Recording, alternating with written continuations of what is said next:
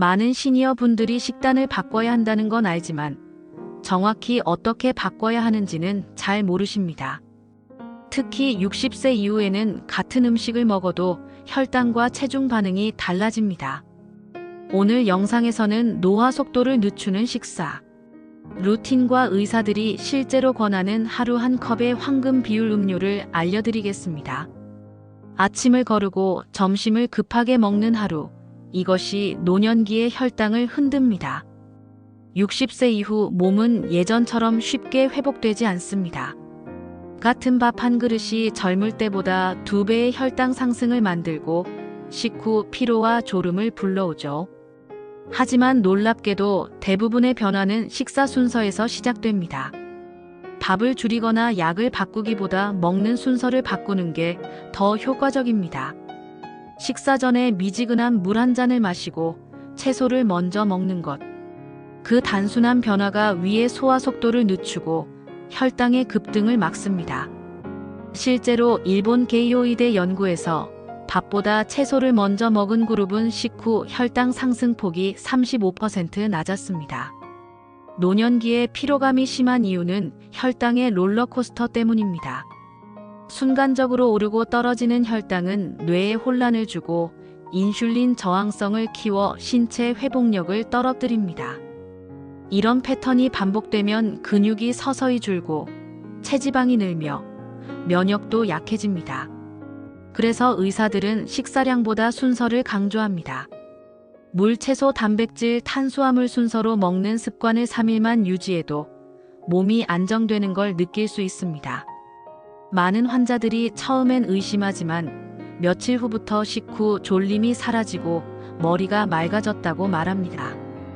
이건 단순한 느낌이 아닙니다. 혈당의 진폭이 줄어들면 뇌의 피로 호르몬인 코르티솔 분비가 낮아지고 집중력도 유지되기 때문이죠. 작은 변화지만 몸은 즉시 반응합니다. 식사의 순서를 바꾸는 순간 당신의 대사 시계가 다시 맞춰지기 시작합니다. 많은 분들이 밥, 빵, 국수로 끼니를 채웁니다. 익숙하고 간편하죠. 하지만 탄수화물 중심 식사는 노년기 몸에 과부하를 줍니다. 혈당이 급격히 오르면서 인슐린이 폭발적으로 분비되고 그 여파로 피로가 밀려옵니다. 처음엔 괜찮지만 반복되면 인슐린 저항성이 생겨 당뇨 전 단계로 이어집니다. 서울대병원 내분비내과의 보고에 따르면 65세 이상 인구의 40% 가까이가 식후 고혈당을 겪고 있지만 대부분 자각하지 못한다고 합니다. 피로와 졸림을 단순한 노화 탓으로 넘기는 사이 혈관 손상은 누적됩니다. 더 무서운 건 조용한 염증입니다. 혈당이 자주 오르내리면 몸속 단백질이 당화되고 세포가 염증 반응을 일으킵니다. 이 과정이 관절통, 기억력 저하, 면역 약화로 이어집니다. 특히 뇌혈관은 미세 손상에 취약해 작은 혈당 변동도 집중력 저하를 유발할 수 있습니다. 하지만 희소식도 있습니다. 한양대 의대 연구에서 채소, 단백질, 탄수화물 순서로 식사한 노년층의 평균 혈당은 3개월 만에 22% 안정됐습니다. 식사 순서 하나가 약보다 강력한 생활 처방이 된 셈입니다. 몸은 생각보다 단순합니다. 들어오는 순서대로 반응할 뿐입니다. 그 질서가 바뀌면 결과도 바뀝니다. 밥 한 숟갈을 늦추는 단순한 인내가 당신의 혈관을 지키는 첫걸음입니다. 노화는 피할 수 없지만 대사는 관리할 수 있습니다. 나이가 들면 인슐린 감수성이 떨어지고 단백질 흡수율이 낮아집니다. 그 결과 같은 음식을 먹어도 근육은 덜 생기고 지방은 더 쌓이죠. 물 대사도 느려져 부종이 생기며 노폐물 배출이 어려워집니다. 하지만 이것이 노화의 숙명은 아닙니다. 연구들은 꾸준히 말합니다. 순서와 타이밍이 변화를 만든다고. 식사 전 물 한 잔, 채소 먼저, 그리고 단백질. 이렇게만 먹어도 위의 포만 센서가 활성화되어 전체 섭취량이 줄고 혈당 상승이 완화됩니다. 일본 게이오대 의대의 임상실험에서도 이 패턴을 지킨 그룹이 식후 혈당 30%, 체지방률 7% 감소를 보였습니다. 단백질은 특히 중요합니다. 60대 이후엔 근육이 매년 1%씩 줄어드는데 흡수율 저하까지 겹치면 체력이 급속히 약해집니다. 그래서 식단에서 단백질은 양보다 타이밍이 중요합니다. 아침 또는 점심에 나누어 섭취하면 흡수가 효율적입니다. 물을 마시는 타이밍도 뇌에 영향을 줍니다. 식사 전 수분이 혈류를 순환시키고 대사 효소의 활동을 돕기 때문입니다. 이 모든 건 거창한 다이어트가 아닙니다. 순서의 과학이죠. 당신의 몸은 여전히 배우고 적응할 수 있습니다. 아침 공복 혈당이 늘 140을 넘었습니다. 점심 뒤엔 눈이 감기고 저녁이면 다리가 무거웠습니다. 김기남님은 밥을 줄여야 한다고 믿었습니다. 그래서 반 공기만 드셨죠. 그런데도 체중은 늘었습니다. 밤 10시가 되면 배가 고프고 과자를 찾게 됐습니다. 낮에 줄인 탄수화물이 밤에 폭발한 겁니다. 몸은 단순합니다. 부족하면 나중에 더 채우려 합니다. 그래서 방향을 바꿨습니다. 양이 아닌 순서를 고쳤습니다. 식사 전 물 한 잔, 그 다음 샐러드 한 접시, 닭가슴살과 달걀을 소량, 마지막에 밥 한 공기. 이 규칙을 하루 3번, 3주간 유지했습니다. 첫 주는 쉽지 않았습니다. 입맛은 여전히 밥을 먼저 찾았습니다. 하지만 규칙은 단순해야 지켜집니다. 김기남님은 식탁에 접시를 순서대로 놓았습니다. 물컵, 채소, 단백질, 밥. 눈에 보이는 질서가 행동을 이끌었습니다. 밥을 먹기 전 채소를 다 비우면 이미 배가 절반 찼습니다. 식후 졸림이 줄었고 오후 내 심장이 덜 두근거렸습니다. 둘째 주부터 몸이 반응했습니다. 새벽 2시에 깨던 습관이 사라졌습니다. 야식 생각도 줄었습니다. 혈당의 급락이 줄었기 때문입니다. 계단을 오를 때 다리 떨림이 줄었고 손끝 저림도 완화됐습니다. 김기남님은 식사 사이에 미지근한 물을 더 마셨습니다. 물은 소화 속도를 완만하게 하고 포만감을 늘립니다. 세 번째 주에 공복 혈당이 120 근처로 내려왔습니다. 복부는 부드러워졌고 허리띠가 한 칸 줄었습니다. 중요한 건 특별한 음식이 아니었습니다. 같은 음식, 다른 순서였습니다. 김기남님은 말했습니다. 예전엔 밥이 주인, 반찬이 손님이었죠. 이제는 채소와 단백질이 주인이고 밥은 손님이에요. 이 한 문장이 핵심입니다. 순서가 포만감을 먼저 만들고 탄수화물 흡수를 늦추며 인슐린의 급등을 막습니다. 그 결과 뇌는 덜 피곤하고 저녁의 과식 충동이 낮아집니다. 물론 개인차는 있습니다. 위장 질환, 신장 기능, 복용 약물에 따라 조절이 필요합니다. 그래서 원칙을 2가지만 기억하세요. 첫째, 물, 채소, 단백질, 탄수화물의 질서를 지킨다. 둘째, 같은 질서를 매 끼니 반복한다. 반복은 뇌에 세기를 냅니다. 그 길이 습관이 되면 의지 없이도 몸이 먼저 움직입니다. 오늘도 같은 시간에 같은 순서로 드셔보세요. 결과는 조용히, 그러나 분명히 쌓입니다. 첫째 날 준비와 세팅. 식탁을 바꿉니다. 가운데 큰 접시 하나가 아니라 작은 접시 4개를 둡니다. 물컵, 채소 접시, 단백질 접시, 밥 접시. 순서대로 놓는 것만으로 성공 확률이 올라갑니다. 냉장고 문칸에는 물병을, 문 안쪽엔 채소통을 배치하세요. 눈에 먼저 보이는 것이 행동을 이끕니다. 아침엔 미지근한 물 200ml. 위를 깨우고 포만감의 예열을 돕습니다. 점심과 저녁 전에도 같은 물을 반복합니다. 단순함이 체력을 아낍니다. 둘째 날 접시 비율 설계. 접시는 321의 원칙입니다. 채소 3, 단백질 2, 탄수화물 1. 실제 양이 아니라 순서와 비율의 감각입니다. 채소는 잎채소, 데친 채소, 식이섬유가 많은 버섯류를 섞습니다. 단백질은 생선, 달걀, 살코기, 두부를 번갈아 선택합니다. 탄수화물은 잡곡밥 한 공기 또는 고구마 작은 것 하나. 이 구성이 식후 혈당의 급등을 줄이고 포만감을 오래 유지합니다. 셋째 날 타이밍과 움직임. 식사 끝나고 10분만 걷습니다. 속도는 중요하지 않습니다. 움직임 자체가 근육을 깨우고 혈당을 근육으로 옮기게 합니다. 늦은 야식이 고민이라면 저녁 식단에서 단백질을 20g만 늘려보세요. 포만감은 밤 배고픔을 이깁니다. 보너스 규칙 4가지. 1. 식사 5분 전 식초물 한 잔물 200ml의 식초 소량. 위 배출을 늦춰 혈당 상승을 완만하게 하는데 도움될 수 있습니다. 위식도 역류가 있다면 피하세요. 이 나트륨은 하루 2지 이하를 목표로 합니다. 국물은 절반만. 라벨의 나트륨 함량을 확인하세요. 3. 단백질은 체중 1kg당 1.0-1.2질 권장하되 신장 질환이 있으면 의료진과 상의하세요. 4. 카페인은 오후 2시 이전에. 수면의 질이 혈당 변동에 직결됩니다.